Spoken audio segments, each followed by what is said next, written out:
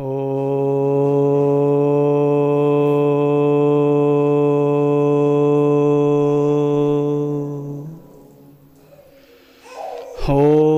గురుర్బ్రహ్మా గురుర్విష్ణుః గురుర్దేవో మహేశ్వరః గురుః సాక్షాత్ పరబ్రహ్మ తస్మై శ్రీ గురవే నమః. ఓం వందే శివం నారాయణం బ్రహ్మదేవం వందే అంజనీసుతం వందే శ్రీపార్వతీం లక్ష్మీం సరస్వతీం వందే జగన్మాతరం వందే సర్వఋషీణాం శ్రీదేవతానాం వందే గురూణాం గురుం వందే గుహం గణపతిం సూర్యచంద్రం వందే శ్రీవిశ్వేశ్వరం. ఓం సహనావవతు సహనౌ భునక్తు సహ వీర్యం కరవావహై తేజస్వినావధీతమస్తు మా విద్విషావహి. ఓం శాంతి శాంతి శాంతి.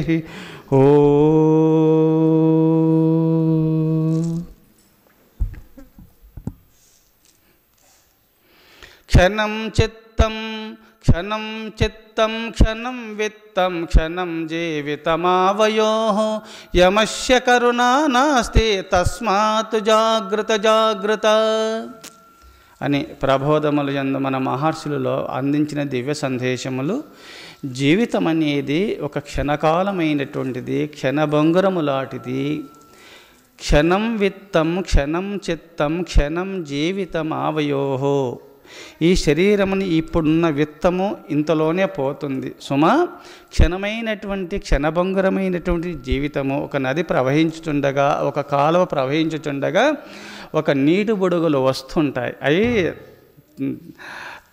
తలుకొని మెరుస్తుంటాయి సూర్యకాంతితో. అయిన టక్కున ఆరిపోతాయి, పగిలిపోతాయి. అట్నే జీవితం ప్రకాశిస్తున్నటువంటి శరీరము బాల్యావస్థలో, యవనావస్థలో, వార్ధక్యావస్థలో ఈ శరీరము పోక తప్పదు. అందుకోసమే ఈ శతవర్షముల దాకా మితము జప్పిరి గాని నమ్మరాదా మాట నెమ్మనమున బాల్యమందో మంచి ప్రాయమందో లేక ముదమి ఎందో లేక ముసలి ఎందో ఊరినో అడవినో ఉదిక మధ్యముననో ఎప్పుడో విడుచునో ఏ క్షణంబే మరణమే నిశ్చయము బుద్ధిమంతుడైన దేహమున్నంతలో మేము తెలియవలయు నరసింహ శతకంలో చెప్పినారు. అందుకోసమే ఈ జీవితము క్షణభంగురమైనటువంటిది. క్షణం విత్తం క్షణం చిత్తం క్షణం జీవితమావయోః. క్షణమైనటువంటి చిత్తము మార్పులు చెందుతూ ఉంటుంది. ఇప్పుడున్న చిత్తము మరుక్షణంలో మారుతూ ఉంటుంది.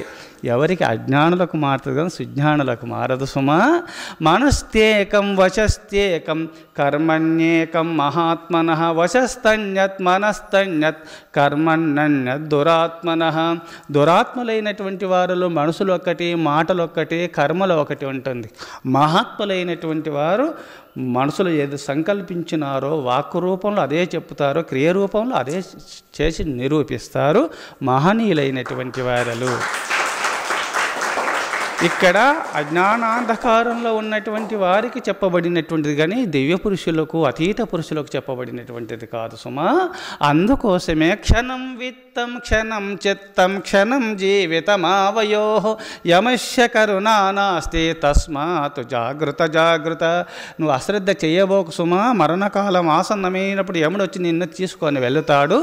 జాగ్రత్త పడండి, జాగ్రత్త పడండి. మేలుకోండి. అజ్ఞాన నిద్రావస్థలో శరీరము నాది, సృష్టి శాశ్వతమని, భావ్య ప్రపంచ సంపదలే శాశ్వతం నమ్ముకోవడమే నిద్రావస్థలో ఉన్నట్లు. బ్రహ్మసత్యము జగత్మిథ్య, బ్రహ్మసత్యము జగతి మిథ్య అని తెలుసుకొని పరమాత్మ చింతన చేస్తున్నటువంటి వారులందరూ మేలుకున్న వారు అవుతారు. వారే జాగ్రత్త పొందిన వాళ్ళు అవుతారు. క్షణం విత్తం క్షణం చిత్తం క్షణం జీవితమావయోః యమస్య కరుణా నాస్తి తస్మాత్ జాగృత జాగృత అని ఇక్కడ చెప్పగా మహాభారతంలో వేదవ్యాస మహర్షుల వారు ఇంకా కొంచెం మార్చి చెప్పినాడు. క్షణం విత్తం క్షణం చిత్తం క్షణం జీవితమావయోః యమస్య కరుణా నాస్తి ధర్మస్య తరితాకురు అని వేదవ్యాస మహర్షుల వారు సెలవిచ్చినారు. ఈ క్షణమైన విత్తము, క్షణమైన చిత్తము, ఘనమైన జీవితాలు కావున మీరు ధర్మాన్ని ఆచరించండి, ధర్మ మార్గంలో పయనించండి, దైవచింతన చేస్తూ మీ జీవితాలు గడుపుకోండి అని వేదవ్యాస మహర్షుల వారు కర్ణుని ముందుగా పెట్టుకొని కర్ణుని ద్వారా లోకానికి కర్ణుని చరిత్రను ముందుగా పెట్టి కర్ణుని చరిత్రలో ఈ శ్లోకం అల్లుతాడు. కర్ణుడు చెప్పినటువంటి శ్లోకము మహాభారతంలో వేదవ్యాస మహర్షుల వారు అందరినీ ముందు పెట్టుకొని లోకానికి అందించిన వారి యొక్క చరిత్రలు, లోకానికి అందించిన దివ్య సందేశము. కర్ణుడు ఒక్క బాతురూములో అనగా స్నాన గదిలో ఉండి పంచపాత్రలో, పంచ అంటే 5 పాత్రలు ఉంటాయి. ఇక్కడ సుగంధ ద్రవ్యాలు పూర్వము ఉలువలు, శనగపిండి, ఉలువ పిండి, కొంచెం మట్టి అంత కలుపుకొని పోసుకొని అంతా పూసుకునేవాళ్ళు పూర్వం. అందుకోసం సుగంధ ద్రవ్యాలు పెట్టుకొని మట్టిని పెట్టుకోవచ్చు. అక్కడ తలంటు అనగా నూనె, నువ్వుల నూనె అన్నీ పెట్టుకొని ప్రశాంతంగా తల అంటుకుంటూ పంచపాత్ర ఉంది కావున అది ఎడమ చేతిలో పట్టుకొని కుడి చేత అంటుకునే సమయంలోనే కృష్ణ పరమాత్మ అకస్మాత్తుగా వెళ్ళినాడు. కర్ణుని యొక్క దాన గుణాన్ని లోకానికి నిరూపించాలా, అందించాలా, మహాదాత అని అనిపించాలా పరమభక్తుడు కావున దుష్టుని యొక్క అజ్ఞాని యొక్క సాంగత్యంలో ఉండిన మాట తప్పలేదు, అడుగున తల్లికి ఇచ్చిన మాట తప్పలేదు. మహాదాత కావున పరమాత్మ మాట తప్పకూడదు. నేను ఉన్నంతకాలము దుర్యోధనునికి నేను ముందు వెళుతాను, నేను ఉన్నంతకాలమునకు దుర్యోధను హాని లేకుండా చూసుకుంటాను మాట ఇచ్చినాడు కావున తమ్ములని తెలిసిన మాట తప్పలేదు. ఎక్కడ పోక తప్పదు, అక్కడ ఉంటూ కూడా తన తమ్ముడైనటువంటి ధర్మరాజుల వారి మహారాజు కావాలి. ఈ దుష్ట బుద్ధి కలిగిన దుర్యోధనాదులకు మాట ఇచ్చి తనని కుమిలిపోతూ ఇక్కడుంటూ అక్కడ సహాయం చేసినటువంటి పుణ్యపురుషుడు కర్ణుడు. ద్రోణాచార్యుల వారు, భీష్మాచార్యుల వారు, అశ్వత్థామ, అందరూ కూడా కృపాచార్యులు ఉన్న మహావీరులంతా కూడా ధర్మానికి తోడ్పడినారు మహాభారతంలో. అందుకోసమే తల అంటుకొనుచుండగా అకస్మాత్తుగా కృష్ణ పరమాత్మ వెళ్ళేసి కర్ణుడు ఎక్కడా అని ప్రశ్నిస్తే కర్ణుడు స్నాన గదిలో ఉన్నాడంటే గబగబా అని పరిగెత్తుతాడు. అక్కడ వెళ్ళగానే కర్ణుడు తల అంటుకుంటున్నాడు. మంచి నవరత్నములతో పొసిగినటువంటి పాత్ర కావున, అర్ధరాజ్యములకు మహారాజు కావున, ఆయనకి ఏం తక్కువ లేదు కావున నవరత్నములతో పొసుకబడినటువంటి పాత్రను అందులో సుగంధ ద్రవ్యాల చేత తల అంటుకొనుచుండగా కృష్ణ పరమాత్మ దాన్ని చూసి, కర్ణ ఎంత బాగుంది పాత్ర, ఎంత అందంగా ఉన్నది కదా, ఆ పాత్ర నాకు ఇస్తావా అని అడిగినాడు కృష్ణ పరమాత్మ. అడగగానే ఎడమ చేత అట్నే ఇచ్చినాడు. కర్ణ నువ్వు మహాదాతవు కదా, ఈ ఎడమ చేతి ద్వారా దానం ఇవ్వకూడదు కదా, అది తప్పు కదా అని ప్రశ్నించినాడు కృష్ణ పరమాత్మ. అప్పుడు ఈ శ్లోకం చెప్తాడు. క్షణం విత్తం, నేను అర్ధరాజ్యమునకు రాజుగా ఉన్నాడు దుర్యోధనుడు వచ్చేసి ఈ సమస్త సామ్రాజ్యం అతడు చెప్పినట్టు నేను ఇంటాను ఒక మాట ఇచ్చిన, అంతలోనే వచ్చేసి నువ్వు దానం చెయ్యొద్దు అంటే నేను ఏం చేస్తా కృష్ణ, ఏం చేయలేను కదా. క్షణం విత్తం క్షణం చిత్తం, ఇంతలోనే ఈ చేతిలో నుంచి పాత్ర, ఎడమ చేతిలో నుంచి పాత్ర కుడి చేతులకు మారే లోపల నా మనసు ఏమైనా మారిపోతుందో ఏమో కృష్ణ. క్షణం జీవితమావయోహో, ఎడమ చేతిలో నుంచి కుడి చేతులలోకి పాత్ర మార్చే లోపల శరీరమే పోతుందో ఏమో కదా కృష్ణ. అందుకోసమే క్షణం విత్తం క్షణం చిత్తం క్షణం జీవితమావయోహో యమస్య కరుణా నాస్తి ధర్మస్వ త్వరితా కురు. ఈ శరీరం అనేది అప్పుడు పోక తప్పదు కృష్ణ. అందుకోసమే ఏ క్షణకాలంలో ఏం జరుగుతుందనే భావన చేత ఈ చేతిలో నుంచి ఈ చేతిలోకి మారే సమయంలో మనసు మారిపోతుంది కృష్ణ. అందుకోసమే ఎడమ చేత్తోనే దానం చేస్తున్నాను అంటాడు కృష్ణ పరమాత్మతో కర్ణుడు. చూశారా ఎంత ధాతనో చూశారా. అందుకోసమే ఒక సందర్భంలో కర్ణుడు మహాదాత అని అందరు అనుచుండగా దుర్యోధనునికి ఏసబట్టింది. నా సొమ్మును దానం చేస్తుంటే నన్ను దాత అనాలి కానీ నేను అతన్ని నిలబెట్టింది అర్ధ సింహాసనం ఇచ్చి అర్ధ సామ్రాజ్యమును ఇచ్చేసి నేను అతను నిలబెట్టింది నేను కదా, నన్ను మహాదాత అని అనాలి కదా. కర్ణుడు అంటున్నారే అని ఒక ఈర్ష్య ద్వేష అసూయ. భీముడు, నకుల సహదేవులు, అర్జునుడు వీళ్ళందరూ కూడా ధర్మరాజు అంతటి వారు కూడా అవును ఆయన కర్ణుడు ఒప్పుకుంటాం కానీ దుష్టబుద్ధి కలిగిన దుర్యోధను పక్కలో ఉన్నాడు, అతడు చెప్తే వినవలసిందే, అంత గొప్పవాడేం కదా, ఆయన సొమ్మ అదేమన్నా, మరి పరంపరగా వచ్చినటువంటివి వంశంలో నుంచి మా సంపదనేగా అందరికి దానం చేస్తున్నాడన్న భావన అందరిలో కలిగింది. అప్పుడు కృష్ణ పరమాత్మ ఉండి మీలో కుత్సిత బుద్ధులన్నీ కూడా తొలగిస్తాను, పటాపంచలు చేస్తాను, కర్ణుడు మహాదాత అనిపిస్తాననే భావన చేత ఒక బంగారు కొండను సృష్టించినాడు.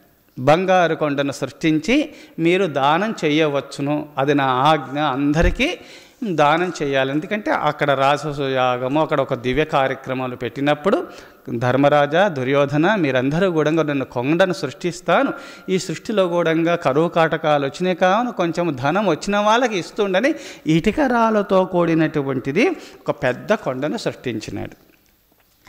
దుర్యోధనుడు నేను ముందుంటా అన్నాడు.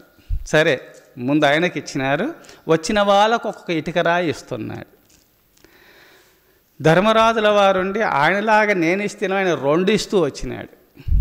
ఇలా అలా అందరూ వాళ్ళ 105 మంది మొత్తం కూడా కర్ణుడు కాక 105 మంది అందరూ దానం ఇచ్చినారు. అయిపోయింది, ఇంకా కొండ చాలు ఉంది. ఒక ఆయన వచ్చేసి నాకు బంగారం కావాలి అన్నాడు. ఎంత కావాలని వీళ్ళందరూ అడుగుతూ వచ్చినారు, అంత పరిణామం ఇస్తున్నారు. నాకు బంగారం కావాలని అన్న తడువే కర్ణుడు ఈ కొండ తీసుకొని వెళ్ళిపో అన్నాడు. అంత తీసుకొని పో అన్నాడు. ఒక్క మాటలో కొండ మొత్తం అయిపోయింది. వీళ్ళు ఎన్నో రోజులు తరుబడి చేసినప్పటికైనా కొండ తరగలేదు. అప్పుడుండి ఏమి ధర్మరాజా, భీమసేన, అర్జున, నకుల సహదేవ, ఏమి దుర్యోధనాదులారా ఏమన్నారు, ఇప్పుడు దాత ఎవరు చెప్పండి అంటే కర్ణుడే మహాదాత అని అందరూ ఒప్పుకున్నారు. ఆ సభాసదులెల్లరంతా కర్ణుడు మహాదాత, దానం అంటే ఆయనకు ఉత్సాహం, అంత తాను మను ధనములో కూడా అర్పించే పుణ్యాత్ముడు. అందుకోసమే ఆనాడు అక్షయ అనగా నవరత్నములతో పుసుకబడినటువంటి పాత్రను ఈ చేతిలో నుంచి మారే సమయంలో మనసు మారుతుంది, విత్తము కూడా మార్పులు చెందవచ్చును. దుర్యోధనుంది సంపదలు కావున వద్దనవచ్చును. ఈ చేతిలో నుంచి చేతిలోకి నా పాత్ర మారే సమయంలో నా మనసు మారవచ్చును. ఈ చేతిలో నుంచి చేతిలోకి పాత్ర మారే సమయంలో నా ప్రాణం పోవచ్చు కృష్ణ, అందుకోసమే నేను ధర్మం చేసుకుంటున్న త్వరలో అన్నాడు. ఎంత విశాలమైన బుద్ధో కర్ణుని చూడండి. అందుకోసమే ఈ జీవితంలో మహా యోధులు ఎంతోమంది పుణ్యాత్ములైన మహానీయులంతరూ ఉన్నారు. ఉదారస్య తృణం విత్తం సోరస్య మరణం తురం. అందుకోసమే విరక్తస్య తృణం భార్యమన్నికేనంతు నిర్గుణం. ఉదారస్య తృణం విత్తం సూరస్య మరణం తృణం. విరక్తస్య తృణం భార్యమన్నికేనంతు నిర్గుణం అని మన మహర్షులు చెలవిచ్చినారు సుమా. అందుకోసమే ఇక్కడ తృణము సంపదలను కూడా విశాల హృదయం కలిగినటువంటి వారలకు తృణపాయంగా తోస్తాయి సిరి సంపదలన్నీ. ఉదార చరితులైనటువంటి వారికి సిరి సంపదలు ఒక తృణపాయము గడ్డిపోసతో సమానము. విరక్తస్య తృణం భార్య, విరక్తులైనటువంటి వైరాగ్యం కలిగినటువంటి వారికి వైవాహిక సుఖములన్నీ కూడా ఒక తృణప్రాయంగా గడ్డిపోచుతో సమానము. సూరస్య మరణం తృణం, సూరులైనటువంటి వారికి రణరంగంలో మరణం ఒక గడ్డిపోచుతో సమానం. మన్నికేనంతు నిర్గుణం, నిర్గులైనటువంటి వారికి మోక్షము కైవల్యము ఒక తృణముతో సమానం. సుమాలు మోక్ష స్వరూపలై భాషిస్తున్నారు. పరమాత్మను స్థానము పొందాలంటే విరక్తులైన పుణ్యపురుషులకు ఒక గడ్డిపోసతో సమానం. అంటే వాళ్ళు పరమాత్మ స్వరూపులై భాషిస్తూనే ఉన్నారు సుమా. ముక్తి పొందాలంటే అదే సునాయాసముగా పరమాత్మ స్థానాన్ని పొంది తీరుతారు గుణాతీతులైనటువంటి వారికి.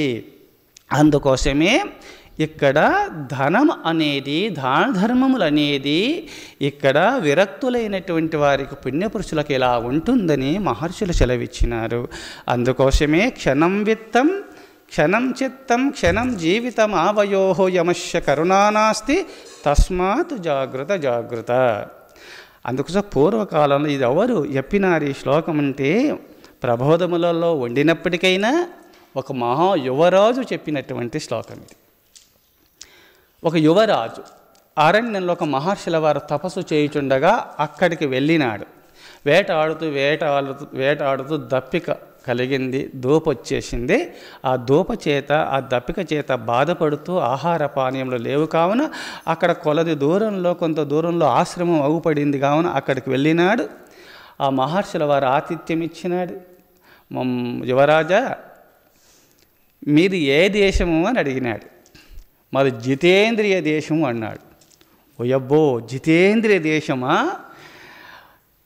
దేశమే జితేంద్రియ దేశం అంటే అది గొప్ప, అబ్బా చాలా బాగుంది. అయితే కొంచెం పరీక్షించాలి వీళ్ళను, ప్రగల్భాచారులా వీళ్ళేమన్నా సత్యము పలికవారలా అని చెప్పి అంటేనే మీ నాయన పేరేమో అని అడిగినాడు. జితేంద్రియ మహారాజు అన్నాడు. మీ తల్లి పేరు జితేంద్రియ మహారాణి,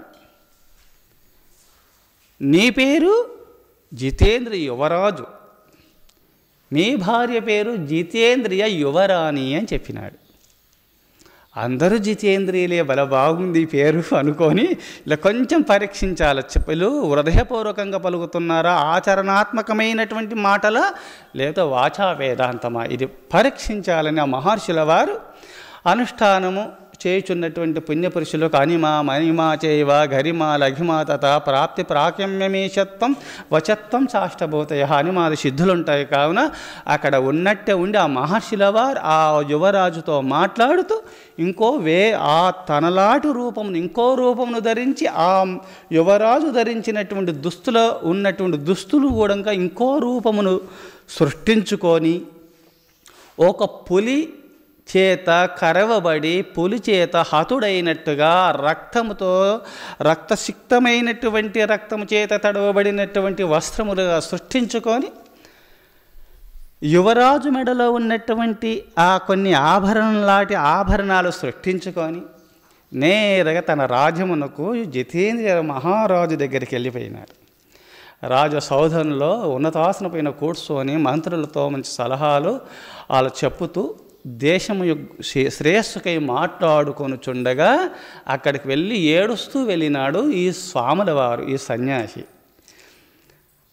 సమ్యక్ న్యాసః సన్యాసః సాధనాతీత సాధవః, సర్వసంగ పరిత్యాగులైనటువంటి సాధాతీత సాధవః, సాధనలు చేస్తూ సిద్ధి పొందిన వాళ్ళు సాధువులే, సాధన చేస్తూ లోక శ్రేయస్సుకి సాధన చేసిన వాళ్ళు సాధువులు, సర్వసంగ పరిత్యాగుల సాధువులు.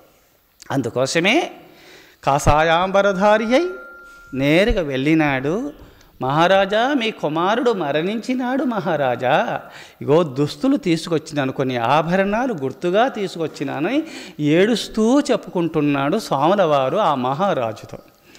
ఆ మహారాజుల వారు నవ్వుతున్నాడు.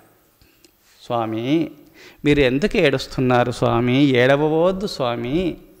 ఈ శరీరం అనేది పాంచభౌతికము దుర్భరమైన కాయంబు ఎప్పుడో విడచునో ఎరుకలేదు, శతవర్షముల దాకమితము చెప్పిరిగాని నమ్మరాదా మాట నమ్మనమున, బాల్యమందో మంచి ప్రాయమందో లేక ముదమియందో లేక ముసలియందో, ఊరినో అడవినో యుధిక మధ్యముననో ఎప్పుడో విడచునో ఏ క్షణంబు, మరణమే నిశ్చయము బుద్ధిమంతుడైన దేహమున్నంతలో మెమ్ముదలియవలయు, భూషణ వికాస శ్రీధర్మపుర నివాస దుష్ట సంహార నరసింహ దురిత దూరా అని శేషప్ప కవీంద్రుల వారు నరసింహ శతకంలో చెప్పినాడు.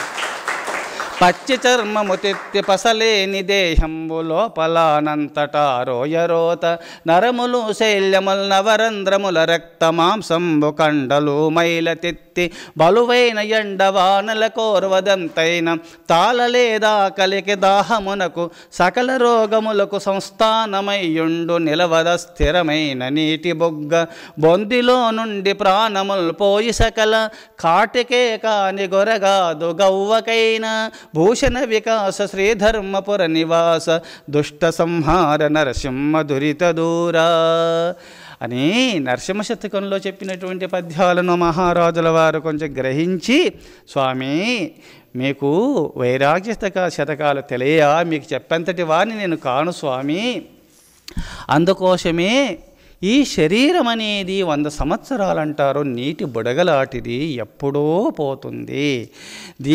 దీనిపైన మమకారాలు వదులుకోవాలి స్వామి. ఎవరు తల్లి, దారేశన, ధనేశన, పుత్రేశన, ఈశన త్రయాలు ఒక సముద్రంలో ఒక కులపర్వతాలు అన్నారు స్వామి.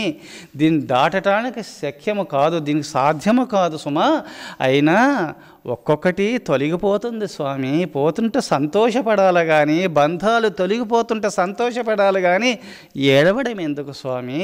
రుణానుబంధ రూపేణ పశుపత్ని సుతాదయ రుణక్షయే క్షయం యాంతి కా తత్ర పరిదేవన. మీకు తెలియదా స్వామి, రుణానుబంధాన్ని బట్టి భార్య, భర్త, పిల్లలు, ఈ సిరి సంపదలు, ఇండ్లు, మేడు, ఈ సృష్టిజాలములు ఎన్ని సంపదలు నీకు చేకూరినాయో పూర్వజన్మ రుణానుబంధాన్ని బట్టి ప్రాప్తిస్తాయి స్వామి.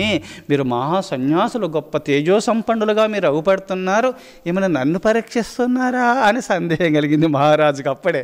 ఎందుకంటే కొంచెం జ్ఞాన సంపద ఉంది కావున, ఏం స్వామి మీరు ఏడవడం ఏమంటే, మహారాజా మీ కుమారుడు పోయినాడు కదా, అందుకోసం నాకు బాధ కలిగి నేను దుఃఖిస్తున్నాను స్వామి. మహారాజా అందుకోసము పోతే పోన్లే స్వామి, ఎవరికి వారే యమునా తీరే. కృష్ణ పరమాత్మ ఈ పదము ఎక్కడ పుట్టింది, ఎవరికి వారే యమునా తీరే. కార్తీక పౌర్ణమి రోజున చంద్రుడు ప్రకాశించుచుండగా యమునా నదీ తీరంలో గాంధర్వగానము శ్రీకృష్ణ పరమాత్మ చేయుచుండగా అందరూ గోపికలంతా, గోపబాలకులంతా తన సతీమణులతో చెప్తే పోనివ్వరు అని వాళ్ళు చెప్పకుండా పోయినారు యమునా నదీ తీరానికి.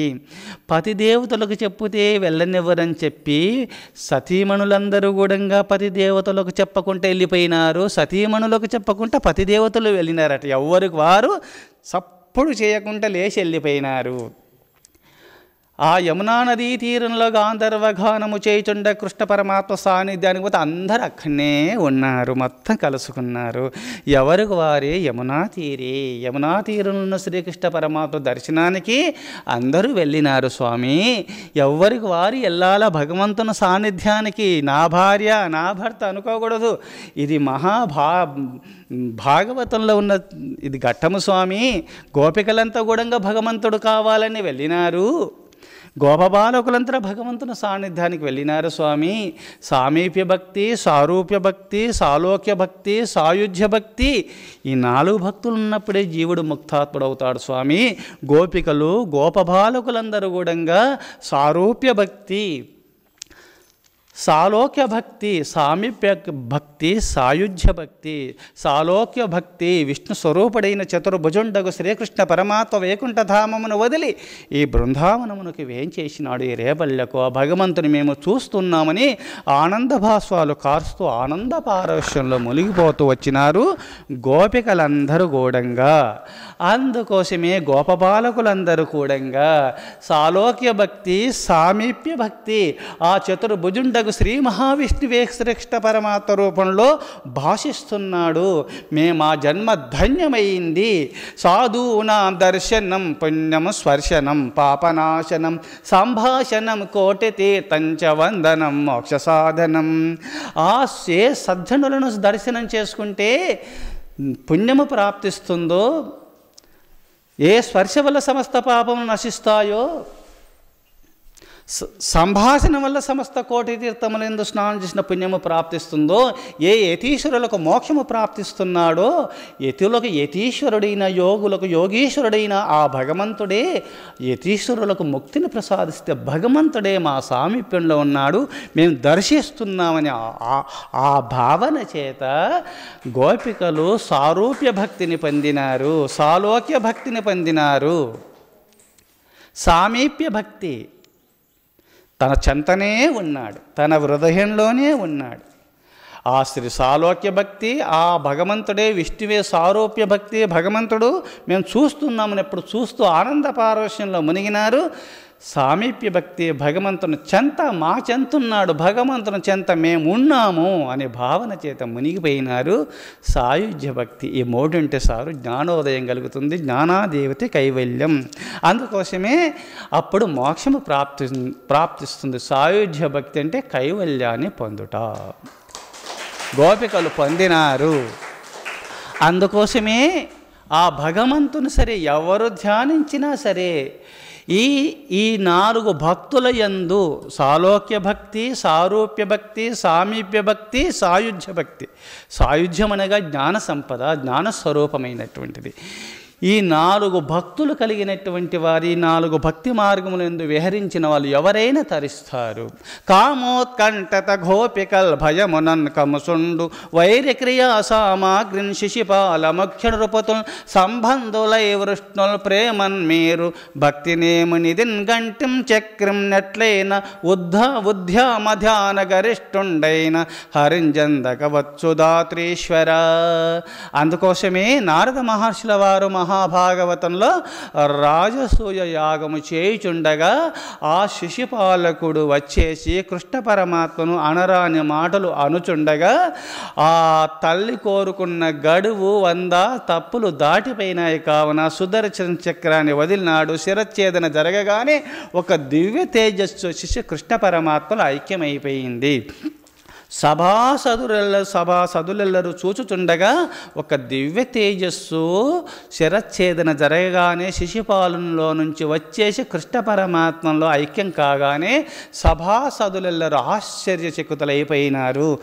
అప్పుడు ధర్మరాజుల వారు ఆశ్చర్యంతో నారద మహర్షిని త్రికాల జ్ఞాని కావున ప్రశ్నించినాడు. స్వామి, ఆడు మహాపాపాత్తుడు, దుష్టుడు, దుర్మార్గుడు, హరిషాదింతు హరిగ్రసింతు హరిప్రాణాంతం నొందింతు హరివైరి నటంచు వీడు పటురోషాయత్తుడై ఎప్పుడు తిరుగున్ బ్రోవదు నోరు వ్రేలబడద దేహంబు దాహంబుతో నరక ప్రాప్తియు నొందడేల క్రియ జగన్నాథున్ ప్రవేశించెను. స్వామి, వాడు నోరు పుచ్చిపోయి నరకాగ్నిలో పడి చనిపోయే దుర్మార్గుడు, పాపిష్టివాడు. హరిని పట్టుకుంటాను, హరిని జయిస్తాను అని ఆయుధాలు చేతబట్టుకొని ఆహర్నిశలు రాత్రి పగళ్ళు కృష్ణుని పట్టుకుంటూ చంపుతానని చెప్పి సైన్యానంటే పెట్టుకొని తిరుగుతున్నటువంటి పాపాత్ముడు సభాసదులరు చూచుతుండగా భగవంతుల్లో ఎట్లా ఐక్యమైపోయినాడు స్వామి అని నారద మహర్షుల వారిని ధర్మరాజుల వారు ప్రశ్నించగా, కీటకముందెచ్చి భ్రమరము పాఠమమున భ్రమించి పాఠంబైన తత్కీటకము భ్రమర రూపము పాటించు వహించు గాది భయయోగమునన్. ధర్మరాజా, అక్కడ పచ్చటి పురుగులు తెచ్చేసి ఒక మట్టి గూడులు పెట్టేసి అందులో పెట్టేసి మట్టి గూడు మూత వేసేసి ఎప్పుడు జోంకారనాదము చేయుచుండగా కొన్ని రోజులకు భయాందోళన వల్ల ఆ తుమ్మెదను, ఆ కీటకము, ఆ భ్రమరమును చింతించి భయాందోళన వల్ల కొన్ని రోజులకు కేవలము ఆ 9 రూపమును మారి, భ్రమర రూపమును మారి ఆ గూడును మట్టిని పెకిలించుకొని బయటకు వచ్చేసి రెప్పలు ఆడుస్తూ పరిగెత్తుతుంది సుమా. అందుకోసమే ఈ అజ్ఞాని అయినటువంటి శిశుపాలకుడు కూడా జయ విజయులు పూర్వజన్మలో సనకాది సనకుడు, సనందనుడు, సనత్కుమారుడు, సనసుజాతులు పెట్టిన శాపవశాత్తు వల్ల వాళ్ళు ప్రథమ జన్మలో హిరణ్యకశిపులుగా జన్మించినారు. రెండో జన్మలో రావణ కుంభకర్ణులుగా జన్మించినారు. మూడో జన్మలో శిశుపాల దంతవక్త్రాదులుగా జన్మించినారు. ఈ జన్మలో ముక్తి పొందుతున్నారు.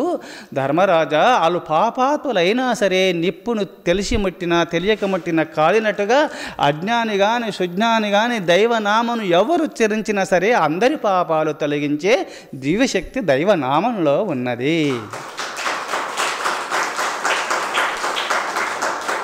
నిప్పును తెలిసి ముట్టిన కాలుతుంది, తెలియక ముట్టిన కాలుతుంది. అజ్ఞానైనా సరే దైవనామోచ్చారణ చేస్తే సుజ్ఞాన అయిపోతాడు.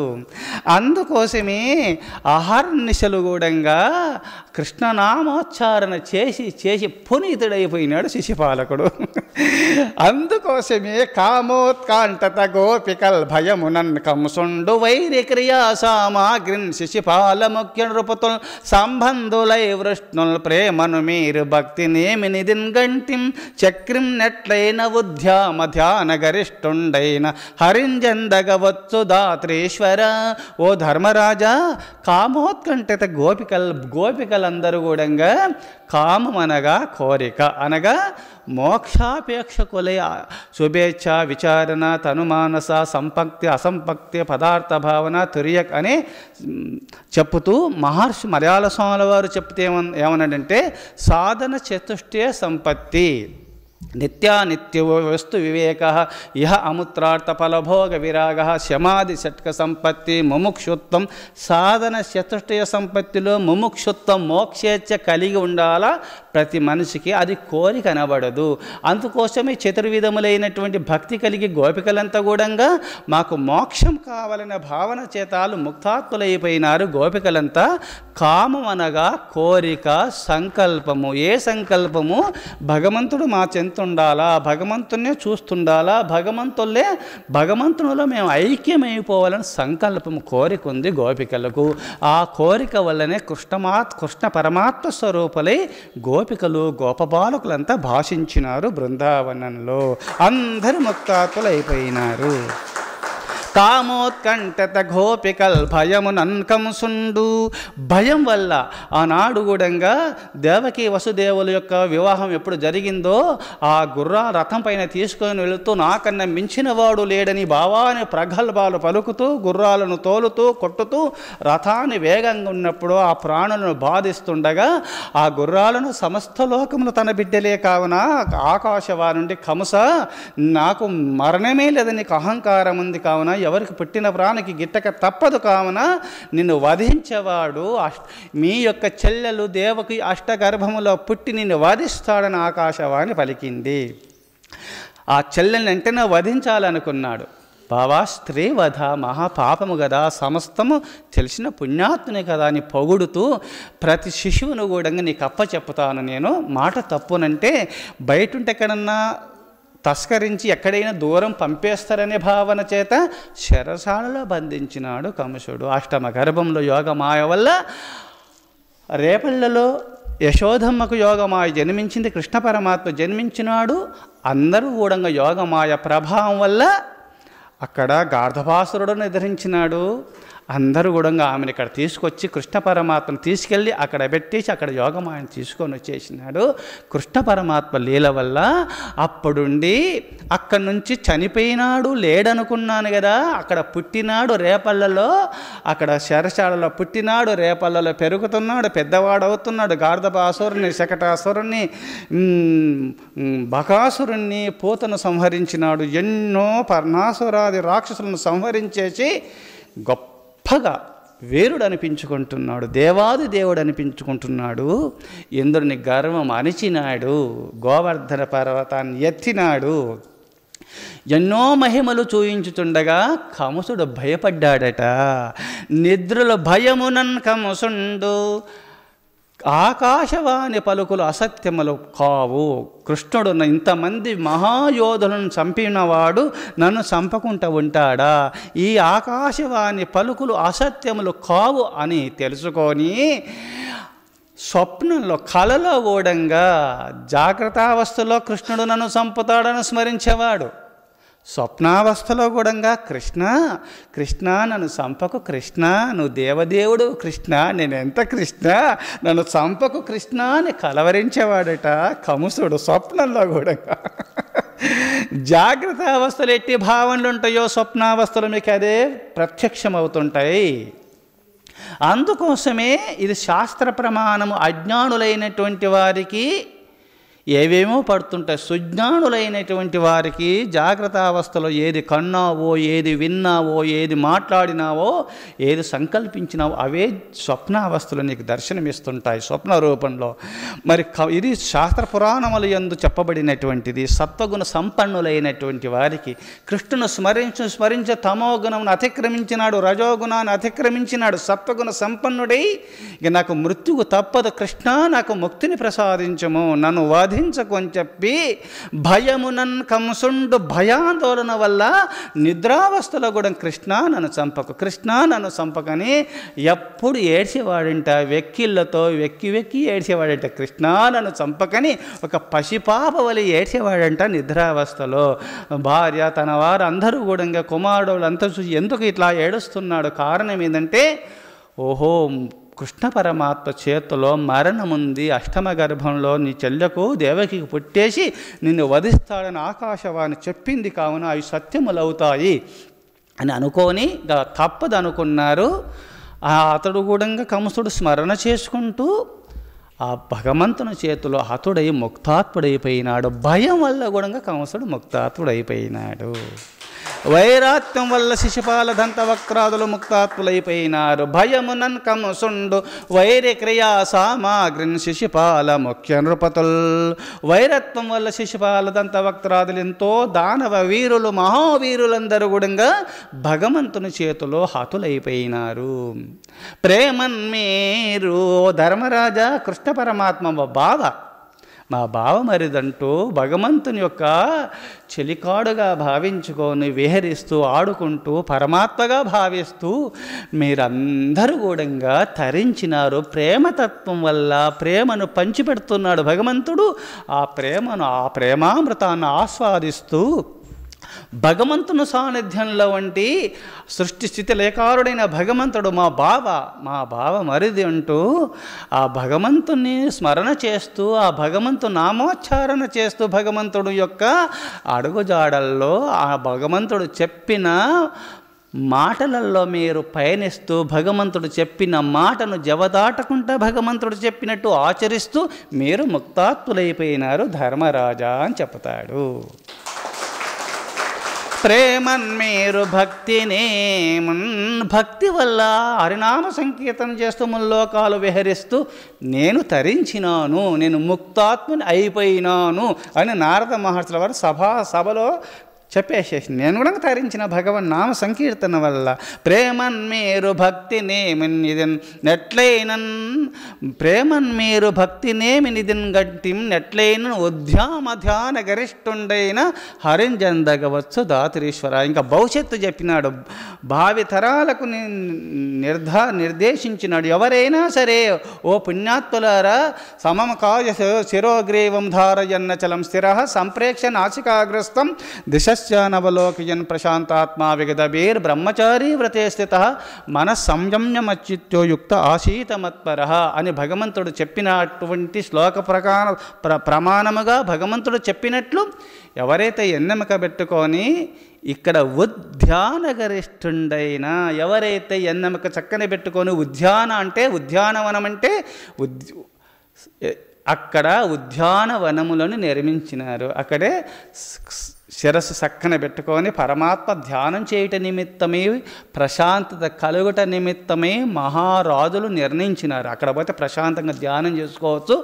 ఇక్కడ జనసమూహంలో ధ్యానం కుదరదు, ఏకాంతవాసంలో కుదురుతుందనే భావన చేత అందుకోసం మన ఇంట్లో ఒక రూమ్ ఏర్పరచుకొని గురుదేవులు ఉంటే గురుదేవుల సాన్నిధ్యానికి వెళ్ళవచ్చును. ఇంట్లో ఉంటే ఇల్లు ఒక ఆశ్రమంగా గృహస్థాశ్రమం కావున ఒక రూమ్ ఏర్పాటు చేసుకొని ఎప్పుడు ధ్యానం చేసుకున్న ముక్తి పొందగలుగుతాడు జీవుడు. అందుకోసమే ఉద్యాన గరిష్ఠుండైన ఎవరైతే ధ్యానం చేసుకుంటారో భవిష్యత్తులో ఉద్యాన గరిష్ఠుండైన హరింజందగవచ్చు దాత్రీశ్వర. అందుకోసం ఓ ధర్మరాజుల వారి ధర్మరాజా ముందు ఎవరైనా ధ్యానం చేసుకున్న పుణ్యపురుషులంతా భగవంతుని చేరగలుగుతారు అని చెప్పి ధర్మరాజుల వారికి నారద మహర్షుల వారు చెప్పినారు. రాజసూజ యాగంలో శిశుపాలకుడు ఎలా ముక్తి పొందినాడంటే భగవత్ చింతన వల్ల ఎట్టి పాపాత్తుడైన ముక్తాత్తుడైపోతాడు అని నిదర్శనము. అందుకోసమే ఇప్పుడు మనం ఉపమానముగా కథ చెప్పుకుంటూ ముందుకు వెళ్ళి ఉపమానంగా తీసుకున్నాము.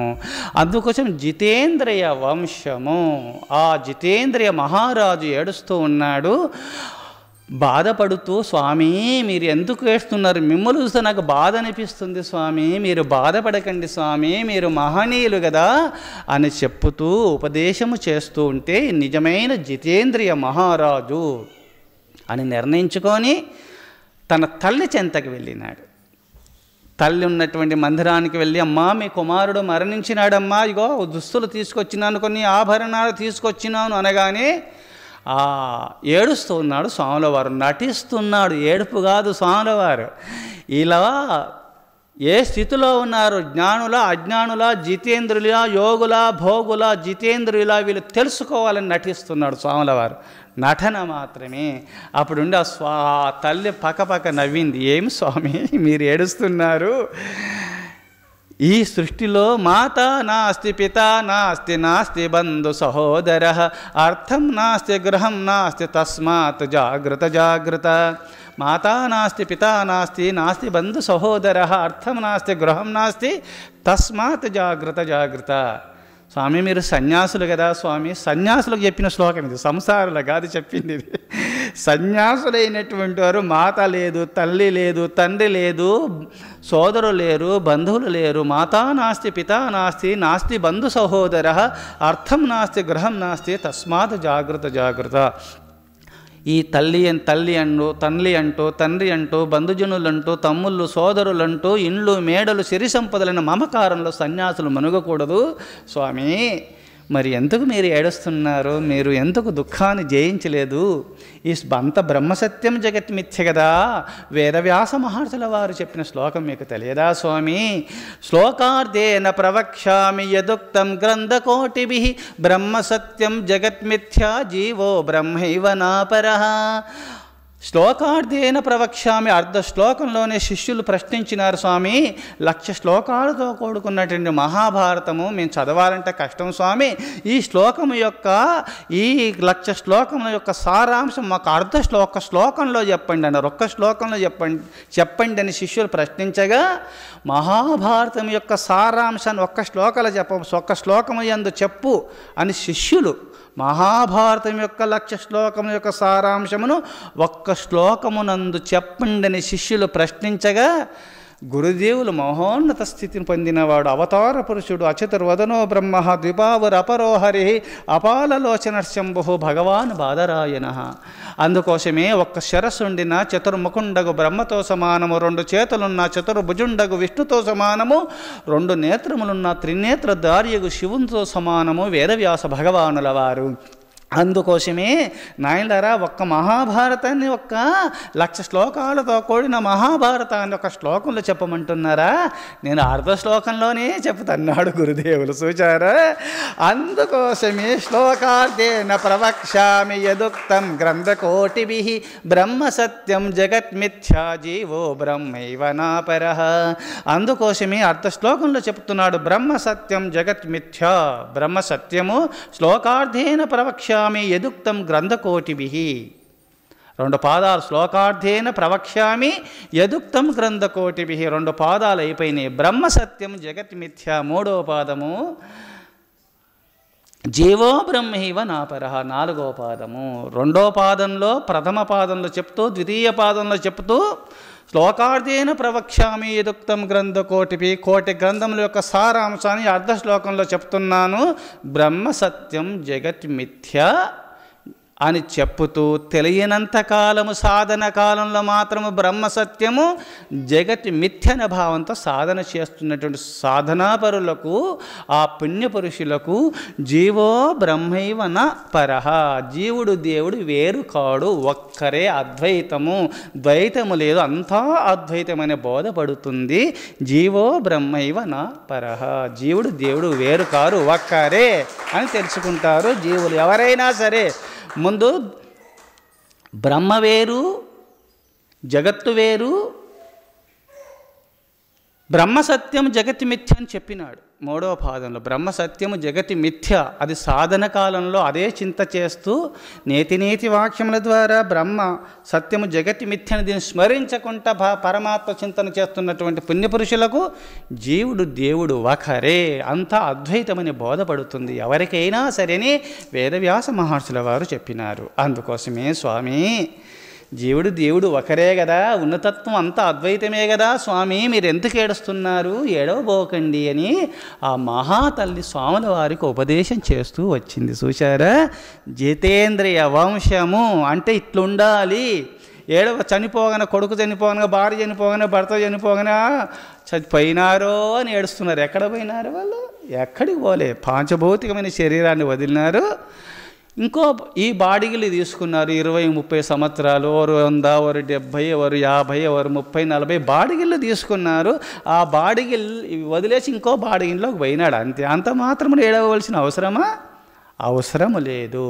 అందుకోసమే స్వామి మీరు ఊరుకోండి అని చెప్పగా, ఈమె నిజమైన జితేంద్రియ మహారాణి అనుకొని ఆ జితేంద్రియ యువరాణి దగ్గరికి వెళ్ళినాడు.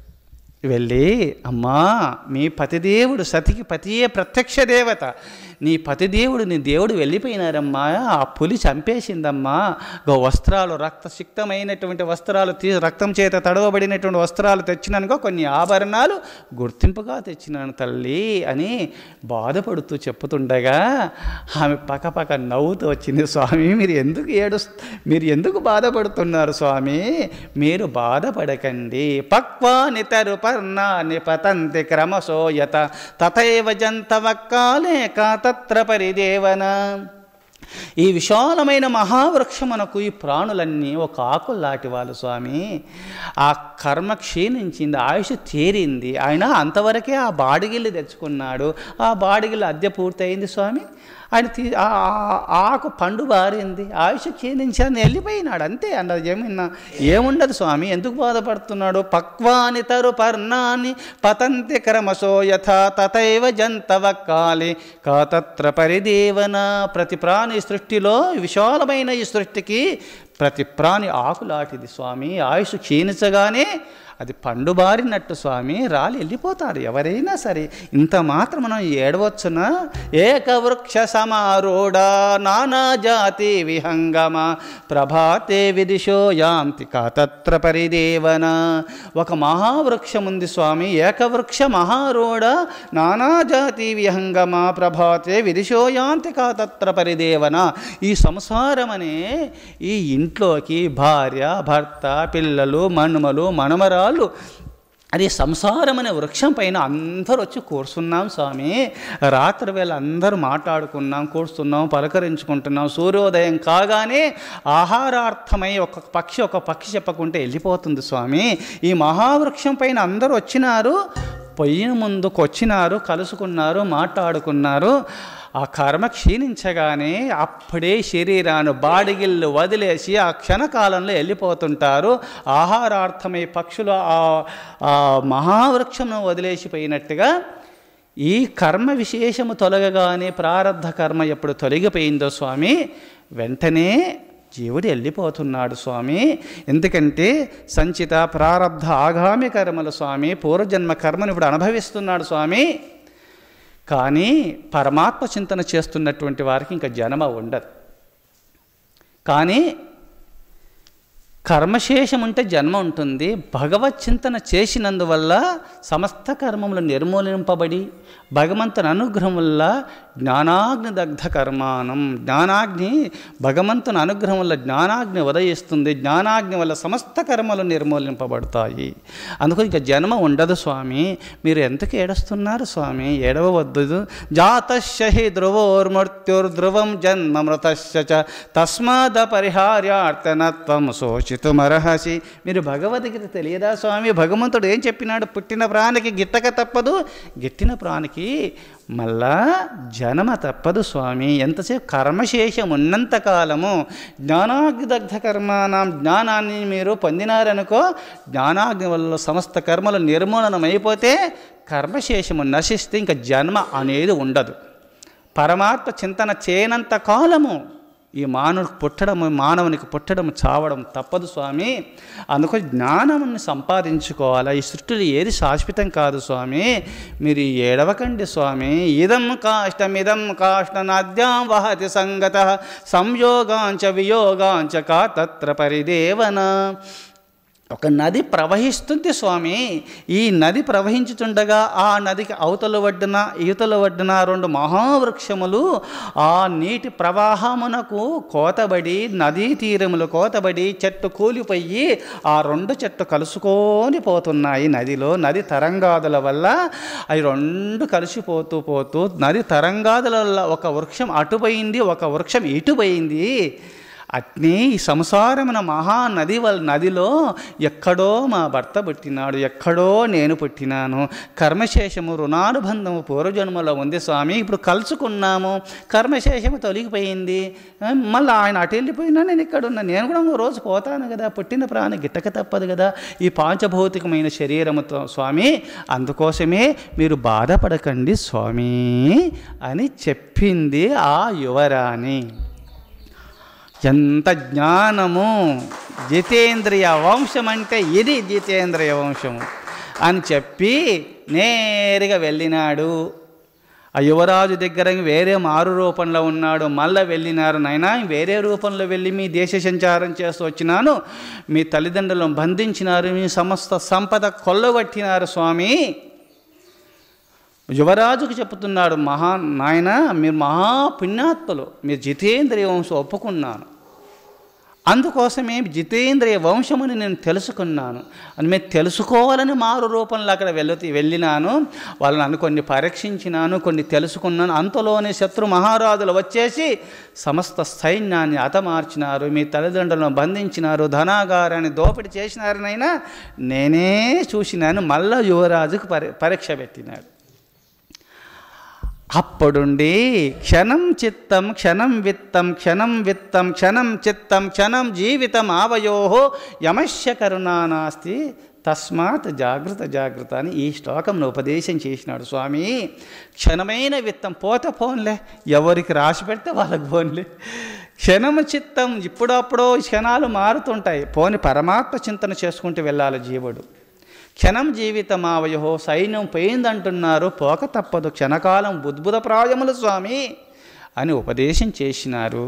అందుకోసమే ఇది క్షణమైనటువంటి జీవితము, జాగ్రత్త పడాలా, మేలుకొని ఉండాలా, నిద్రావస్థలో ఉండకూడదు. బ్రహ్మ సత్యం జగత్ మిథ్యా, బ్రహ్మమే సత్యము, జగత్తు అశాశ్వతము అని ఎవరు పరమాత్మ చింతన చేస్తుంటారో వారు జీవో బ్రహ్మైవ నా పరహ, జీవుడు దేవుడు ఒకరే, నా పరహ వేరు కారని అద్వైత స్థితిని జీవుడు పొందుతారు. భగవత్ చింతన చేస్తున్న పుణ్యపురుషులంతా మేలుకొన్న వాళ్ళు అవుతారు. దైవ చింతన లేక ఈ సృష్టి శాశ్వతమని పరమాత్మను మర్చిపోయిన వాళ్ళంతా నిద్రావస్థలో ఉన్నవాళ్ళు అవుతారు. అందుకోసమే స్వామి మీరు బాధపడవద్దు అని ఆ యువరాజు చెప్పగానే అప్పుడుండి నీ స్వరూపమును చూయించేసినైనా నేను నటించిన, నీ పలుకులు సత్యమా అసత్యమని మీ తల్లిని తండ్రిని మీ భార్యను నిన్ను పరీక్షించిన, అందరూ సుక్షేమంగానే ఉన్నారు సుమా. తన యోగశక్తి వల్ల తన నగరం అంతా సూయించినాడు, అందరూ సుక్షేమంగా ఉన్నారు, మీరు పలికిన మాటలు నేను పరీక్షించిన అంతవరకే అని ఆ స్వాముల వారు చెప్పి ఆశీర్వదించి, మీరు జ్ఞాన సంపన్నులు, మీ వంశమే జితేంద్రియ వంశము సుమా అని చెప్పి ఈ కథను విన్నవారు కూడా జ్ఞానోదయం కలుగును కాక దీన్ని ఆచరిస్తూ ఇప్పుడు చెప్పిన శ్లోకముల యొక్క సారాంశాన్ని గ్రహించి ఆచరిస్తూ పరమాత్మ చింతన చేసిన వాళ్ళు ముక్తాత్ములు అవుతారని మహర్షుల వారు అక్కడ ఉన్నటువంటి ఆశ్రమ బ్రహ్మచారులకు, ఆశ్రమ వాసులు, వానప్రస్థులు, బ్రహ్మచారులు అక్కడ అందరూ కూడా ఆశీనులై ఉన్నారు. సర్వసంగ పరిత్యాగులైనటువంటి వారికి ఈ సందేశాన్ని పంపి చూశారా, గృహస్థాశ్రమంలో ఉండి కూడా జితేంద్రులై ఉన్నారు వాళ్ళు. అందుకోసమే ఇక్కడ గృహస్థులు కానీ, వానప్రస్థులు కానీ, సన్యాసులు కానీ, వాళ్ళు బ్రహ్మచారులు కానీ వెంకటేశ్వర స్వామి దర్శనానికి వెళుచుండగా వారు క్యూలో వెళుతున్నారు, కొంతమంది నేరుగా వెళుతున్నారు, కొంతమంది నడుస్తూ వెళుతున్నారు, కొంతమంది కాళ్ళల్లో వెళుతున్నారు. ఎట్టి వెళ్ళినా అందరికీ సమానమే వెంకటేశ్వర స్వామి. అయితే ఆశ్రమంలో కొంచెం తేడా ఉండవచ్చును కానీ మోక్షం అందరికీ సమానమే అని మలయాళ స్వాముల వారు చెప్పినారు. ఈ కథను ఉపమానంగా చెప్పుతూ ఈ కథను ఉపమానంగా చెప్పుతూ స్వాముల వారు తన గ్రంథ రచనల యందు ఈ ఉపమానంగా చెప్తూ అందరూ ముక్తాత్ములైపోతారు సుమా. అందుకోసమే మీరందరూ కూడా భగవత్ చింతన చేస్తూ 3 సాలోక్య భక్తి, సామీప్య భక్తి, సారూప్య భక్తి, సోహం సహా పరబ్రహ్మమే అహం నేను సోహం. నిరాకారుడైన పరబ్రహ్మం, సృష్టిస్థితిలయకారుడైన ఆ పరబ్రహ్మ బ్రహ్మ విష్ణు మహేశ్వరుల స్వరూపంలో భాషిస్తున్నాడు, పార్వతి లక్ష్మీ వాణి స్వరూపంలో భాషిస్తున్నారు. కావున మీకు నచ్చిన దేవుని స్మరణ చేసుకుంటూ సాకారం నిరాకారమైన పరబ్రహ్మమే సృష్టిని సృష్టించి లోకహితమై లోకమూఢంగా ఒక రూపం అవసరమని చెప్పి ఆ ఆకార త్రిమూర్తుల రూపంలో త్రిమాతల రూపంలో భాషిస్తూ మీరు సాకార రూపమును స్మరణ చేయుచుండగా ఆ సాకారమే నిరాకారమైన పరబ్రహ్మము వాళ్ళు. కావున కీటకం భ్రమర రూపాన్ని పొందినట్టుగా పరమాత్మ చింతన చేస్తున్నటువంటి పుణ్యపురుషులు పరమాత్మాకారాన్ని పొంది తీరుతారు. సందేహమే లేదు. నిస్సందేహముగా పరమాత్మ చింతన చేసిన వారు పరమాత్మ స్వరూపులైపోతారు. ప్రకృతిని స్మరణ చేస్తారా ప్రకృతి స్వరూపులైపోతారు. అందుకోసమే మళ్ళీ జన్మ రాకుండా మీకు ఉండాలంటే ఇప్పటి నుండి మీరెప్పుడు కూడా ఓం నమ శివాయ, ఓం నమ శివాయ, ఓం నమ శివాయ, లేదా ఓం నమో నారాయణాయ, ఓం నమ శివాయ, ఓం కృష్ణాయ నమః, రామాయ నమః, ఓం జగన్మాత్రే నమః, మీకు నచ్చిన దేవుణ్ణి దేవతను స్మరణ చేసుకుంటుంటే చిన్న ఆపదొచ్చినా బాధ కలిగిన చిన్న బాధ కానీ పెద్ద బాధ కానీ సమస్త సుఖ దుఃఖముల యందు కూడా సుఖమొచ్చినా నాకు సుఖం ఇచ్చినావు తండ్రి అని స్మరించండి. దుఃఖం వచ్చినా నన్ను పరీక్షిస్తున్నావు తండ్రి అనుకోండి. దుఃఖం వచ్చిందనుకో నన్ను పరీక్షిస్తున్నావు, పరీక్షించుకో, నేను నీవాన్ని ఏమైనా పరీక్షించుకో. సుఖం వచ్చినా ఈ సుఖం ఇచ్చి నన్ను ఈ సంతోషాలు నాకు అందిస్తూ నన్ను మర్చిపోతాడా, నన్ను పరీక్షిస్తున్నావా, భావ్య సంపదలు ఇచ్చి నేను మర్చిపోను అని పరమాత్మ చింతన చేసినప్పుడు భగవంతుడు సంతోషిస్తాడు. అందుకోసమే సుఖమొచ్చినా దుఃఖమొచ్చినా తథా మానవ మానయో శీతోష్ట సుఖ దుఃఖేచు తథా మానవ మానయో శీతోష్ట సుఖ దుఃఖముల యందు మానాభిమానముల యందు సమస్త స్థితి కలిగి దైవ చింతన చేస్తున్నటువంటి వారి ముక్తాత్ములు అవుతారు.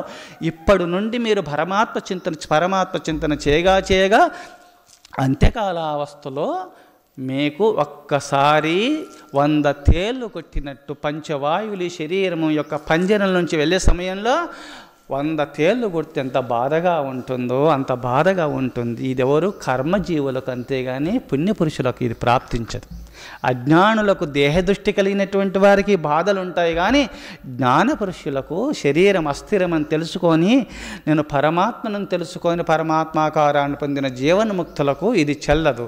వాళ్ళ శరీరాన సునాయాసమరణం అనాయాసేన మరణం వినా దైన్యేన జీవనం దేహాంతే తవ సాన్నిధ్యం దేహి మే పరమేశ్వరం అని వాళ్ళు ముందే ప్రార్థించినారు. కావున సునాయాసమరణం కలిగి పరమాత్మ అనుగ్రహం వల్ల పాంచభౌతికమైన శరీరాన్ని వదిలి పరమాత్మ అంశ జీవాత్మ కావున జీవాత్మను పరమాత్మలో ఐక్యం చేసుకొని ఐక్యత్వాన్ని ఏకానుభూతిని పొందుతున్నాడు. జీవుడు పరమాత్మ స్వరూపుడై భాషిస్తున్నాడు. అందుకోసమే మనము ఇప్పటి నుంచి పరమాత్మ చింతన చేయగా అంత్యకాలావస్థలో కూడా అదే నామ సంకీర్తన వస్తుంది. ఇప్పుడు భగవత్ చింతన చేయగా మీరు జీవన్ముక్తులై భాషిస్తారు. ఏమైనా కర్మశేషం అధికంగా ఉందనుకో అంత్యకాలావస్థల స్మరణకు వస్తుంది. అప్పుడు అంత్యకాలే చ మామేవ స్మరన్ ముక్త్వా కలేభరం యప్రయాతి సమద్భావం యాతి నాస్యత్ర సంశయః. అంత్యకాలావస్థలో ఎవరు నన్ను స్మరణ చేస్తారో అర్జున వారు నా సాయుధ్యమును పొందుతారు అని భగవంతుడు హామీ ఇచ్చినాడు.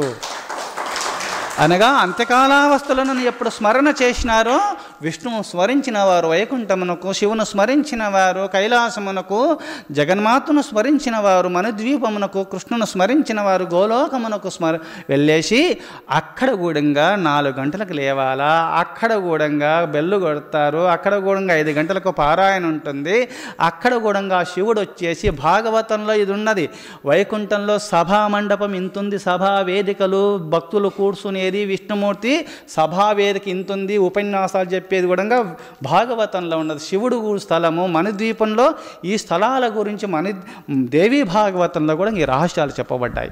అందుకోసమే ఈ దైవ చింతన చేసిన భక్తుడు ఆ విష్ణును స్మరించిన వారు వైకుంఠమునకు పోతారు, శివును స్మరించిన వారు కైలాసానికి వెళ్ళి, బ్రహ్మను స్మరించిన వారు సత్యలోకానికి వెళ్ళి, జగన్మాతను స్మరించిన వారు మనుదీపనకు వెళ్ళి అక్కడ ఉపదేశాలు పొంది అక్కడ నుండి జీవన్ముక్తులై వారిలో ఐక్యమైపోతారు, తిరిగి రారు ఆ పుణ్యభక్తులు. మీరు అంత దూరం పోవలసిన అవసరం లేదు. గురుర్ బ్రహ్మ గురుర్ విష్ణు గురుర్ దేవో మహేశ్వర గురు సాక్షాత్ పరబ్రహ్మ తస్మై శ్రీ గురవే నమః. గురుదేవులు వేదశాస్త్ర పురాణములన్నీ కూడా భగవంతుని ముఖములు. భగవంతుడు ఎలా ఉన్నాడంటే వేదస్వరూపుడు, వేదాలే తన ముఖములు కావున ఆ భగవంతుడు వేదస్వరూపుడై ఉన్నాడు కావున వేదముల యొక్క సారాంశాన్ని గురుదేవులు లోకానికి అందిస్తున్నాడు కావున ఆ వేదశాస్త్ర పురాణాలు చెప్పినట్టు ఎవరు ఆచరిస్తారో, జితేంద్రులై ఉంటారో వాటివారే ఇక్కడ జీవనముక్తులై భాషిస్తారు. అక్కడ పోవలసిన అవసరం లేదు సుమా, గురువు చెప్పినట్టు వింటే చాలు. మలయాళ స్వాముల వారిని పోయి ప్రశ్నించినారు, మీరు ఎందుకు తపస్సు చేస్తున్నారు? దైవ దర్శనం నిమిత్తమా స్వామి అని అడిగినారు. గోగర్భ తపోవనంలో తపస్సు చేయుచుండగా మీరు దైవ సాక్షాత్కార నిమిత్తమా అని ప్రశ్నించినారు. లేదు, నేను దైవ దర్శన నిమిత్తం, నేను తపస్సు చేయటం లేదు. మరి ఎందుకు చేస్తున్నారు అంటే, నేను శాస్త్ర పురాణములు ఎందు చెప్పినట్టు నేను ఆచరిస్తున్నాను అంతే. శాస్త్రములన్నీ భగవంతుని ముఖములు. భగవంతుడు ప్రత్యక్షమైతే ఏం చెప్తాడు? ముందు ఏనాడో మహర్షులకు చెప్పేసినాడు, అదే చెప్తాడు, కొత్తది చెప్పాడు కదా. ఇంకా దైవ దర్శనము అంతటా నిమిడీకృతమైనాడు భగవంతుడు. ఇందు గలడందు లేడని సందేహము వలదు చక్రి సర్వోపగతం డెందెందు వెతకి చూచిన అందందే గలడు దాన వాగ్రిని వింటెన్ కలడంబోది కలండుగాలిని కలడాకాశంబునన్ గొంభిన్ కలడగ్నిన్ దిశలన్ పగల్ల నిశలన్ కద్యోత చంద్రాత్మలన్ కలడోంకారమునన్ త్రిమూర్తులం త్రిలింగ వ్యక్తులందంతటన్ కలడీషుండు తండ్రి వెతకంగా నేల నియాయడన్ అని భక్త ప్రహ్లాదుడు చెప్పినాడు కదా భాగవతంలో. భగవంతుడు లేని చోటు లేదు, ఈ సృష్టంతా భగవత్ స్వరూపమే. అంతా భగవత్ స్వరూపమై ఉండగా ఇంకా నేను భగవంతుని గురించి వెతికేదే ఉంది? భగవంతుడు లేని చోటు ఏముంది? భగవత్ స్వరూపము కానీ వస్తువు ఏముండదనైనా, ఈ సృష్టంతా భగవత్ స్వరూపమే. నేను భగవంతుని చూస్తూనే ఉన్నాను. యోగాగ్నిదగ్ధ కర్ములు యోగీశ్వరులే మహాత్ము నొండెరుగక సద్యోగ విభాషిత మనముల బాగుగా వీక్షింతు రట్టి పరము భజంతున్ అని గజేంద్రుని యొక్క వృత్తాంతమును ఆధారంగా తీసుకొని సద్యోగ విభాషిత మనముల పవిత్రమైన మనసు ద్వారా యోగాగ్ని దగ్ధ కర్ములు, యోగాభ్యాసం వల్ల సమస్త కర్మములు నిర్మూలన చేసుకున్నటువంటి ఏ యోగీశ్వరులు, ఏ యోగాభ్యాసము చేస్తున్నటువంటి పుణ్యపురుషులైతే ఎవరైతే ఉన్నారో, యోగాగ్నిదగ్ధ కర్ములు, యోగ మార్గము ద్వారా సమస్త కర్మములు నిర్మూలన చేసుకున్నటువంటి పుణ్యపురుషులు, యోగాగ్నిదగ్ధ కర్ములు యోగీశ్వరులే మహాత్ము నొండెరుగక ఇతర చింతలు ఇతర వ్యాపారములు మాని సదా పరమాత్మ చింతన చేస్తున్నటువంటి ఏ యోగీశ్వరులైతే ఆ పరమాత్మ చింతన చేస్తున్నటువంటి వారికి మనసు పవిత్రమైపోతుంది. సద్యోగ విభాషిత మనములో యోగ మార్గం ద్వారా పవిత్రమైన మనసును చేసుకుంటారు. అద్దం లాంటి మనసు అయిపోతుంది. అద్దం పైన దుమ్ము పడితే ఆ దుమ్మునంతా తుడిచేసిన తర్వాత శుద్ధమైన అద్దంలో ప్రతిబింబము గోచరించినట్టుగా అట్నే సద్యోగ విభాషిత మనముల బాగుగా వీక్షింతు రట్టి పరము భజింతున్. పవిత్రమైన మనసు ద్వారా భగవంతుని చూడవచ్చు. ఎక్కడున్నాడంటే అంతటా ఉన్నాడని యోగాభ్యాసము ద్వారా సమస్త పాపములు నిర్మూలన చేసుకొని పవిత్రమైన మనసు ద్వారా పరమాత్మ దర్శించవచ్చు. నేను చూస్తున్నాను నాయనా, నేను చూస్తూనే ఉన్నాను, ఇంకా సాక్షాత్కారం ఏమున్నది, వేదశాస్త్ర పురాణములు యందు చెప్పినట్టు నేను ఆచరిస్తున్నాను అంతే అని చెప్పినాడు మలయాళ స్వామి వారు.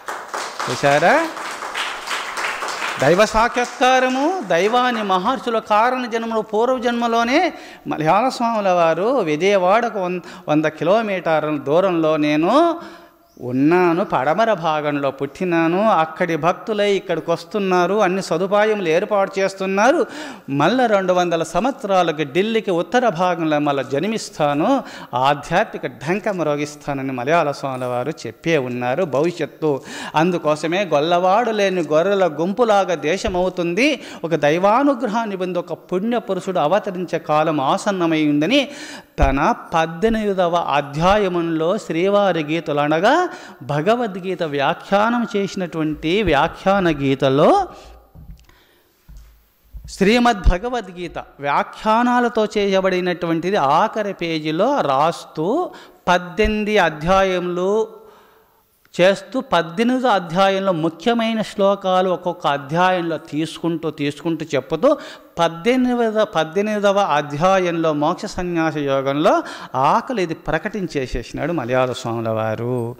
అందుకోసమే మనమందరం కూడా కలికి భగవానుడు రానున్నాడుగా, వీరభోగ వసంతరాయుడు రానున్నాడు. కావున ఎంతోమంది మహర్షులు ఎంతోమంది పుట్టనున్నారు, సనాతన ధర్మం ఉద్ధరింపబడనున్నది.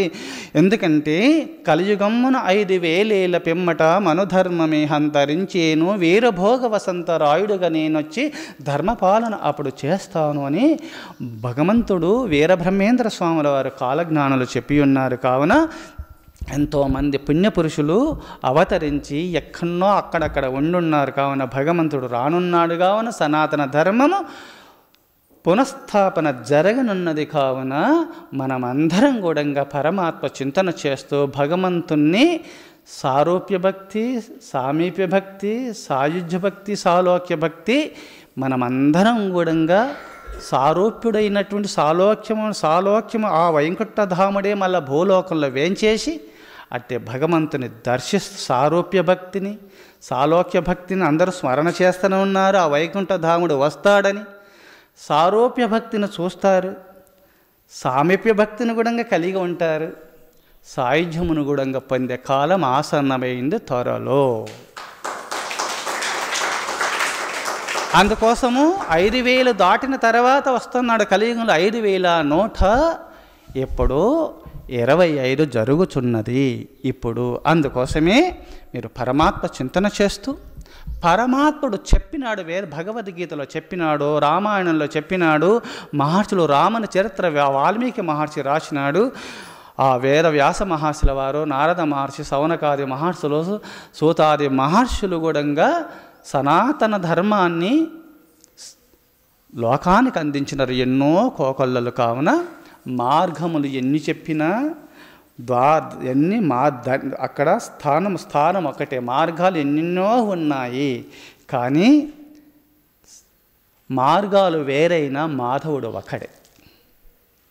అందుకోసము ఒకరు భక్తి మార్గం ద్వారా పొందుతున్నారో ఆ మార్గం ద్వారా, వారు యోగ మార్గం ద్వారా, వారు నిష్కామ కర్మయోగం ద్వారా, వారు జ్ఞానం ద్వారా పొందుతున్నారు. కావున వారి శక్తి కొలది పరమాత్మ చింతన చేస్తూ సాధన చేస్తూ మీరు జితేంద్రియ వంశం గురించి మీరు విన్నారు. కావున కలత చెందకుండా ఈ సృష్టిలో ఏది శాశ్వతం కాదు, భగవంతుడే శాశ్వతుడు.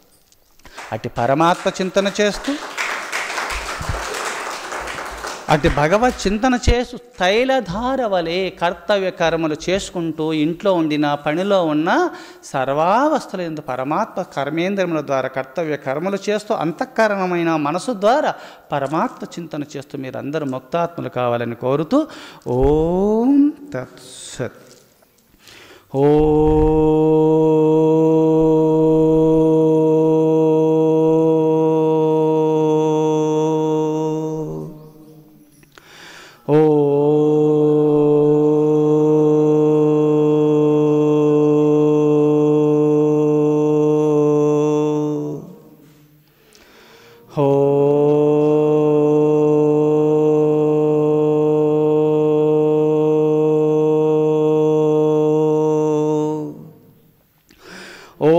सहनाववतु सहनो भुनक्तु सह वीर्यं करवावहै तेजस्विनावधीतमस्तु मा विद्विषावहै।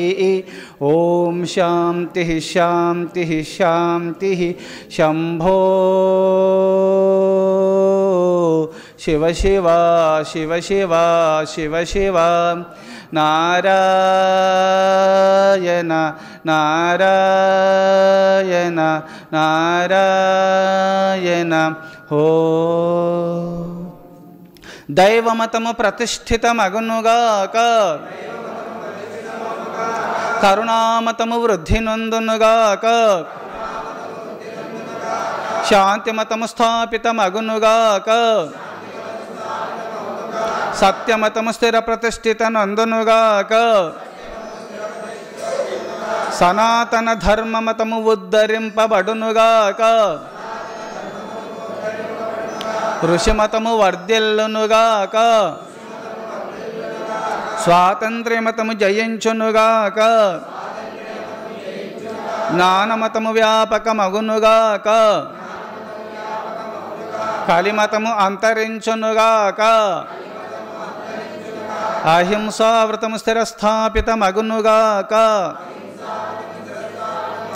ఓం చండకిరణ కొలమండనరా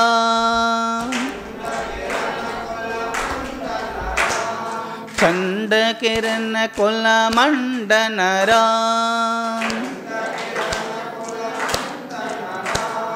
శ్రీమంత శరత నందనరా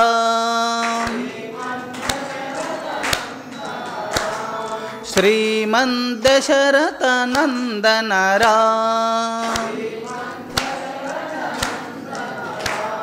కౌసల్యాసుతవర్ధనరా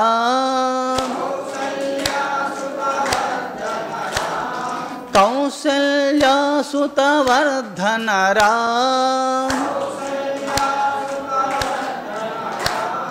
విశ్వామిత్ర ప్రియధనరా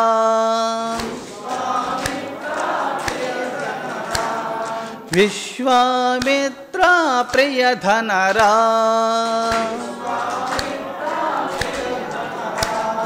చండకిరణ కొలమండనరా చండకిరణ కొలమండనరా శ్రీమంత శరత నందనరా కౌసల్యాతుతవర్ధనరా